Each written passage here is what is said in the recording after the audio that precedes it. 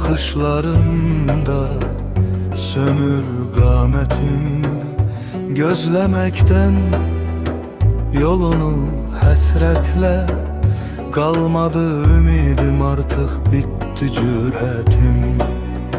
Qorxumu, həyəcanımı bilməm, bürüyüb canımı soyuq asiman. Ruhumdan alır her şeyi gözyaşlarım, duygusal həqarət çöküb vermir aman. Soyuq divarlar dindirir məni, hər küncdə xəyalın, hər yanda izim.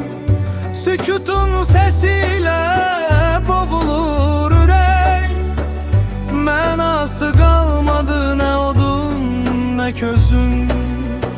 Zaman dayanıp saatler susur, yollar yorulup mən yorulmuşam. Seni gözlemeyin karanlığında, özüm öz içimde itip kalmışam. İndi bu nəğmədə yarımçıq qalar, kamanın telinde titreyer ahım.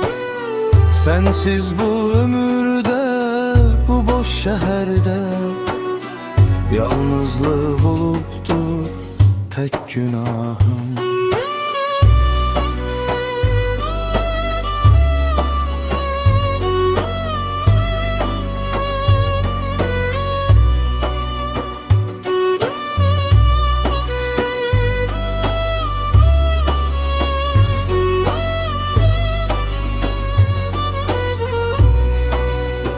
Soyuq divarlar dindirir məni, hər küncdə xəyalım, hər yanda izim.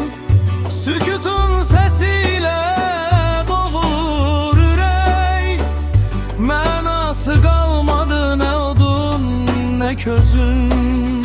Zaman dayanıp saatlar susur, yollar yorulmuşam. Seni gözlemeyin karanlığında, özüm öz içimde itip kalmışam. Özüm öz içimde itip kalmışam.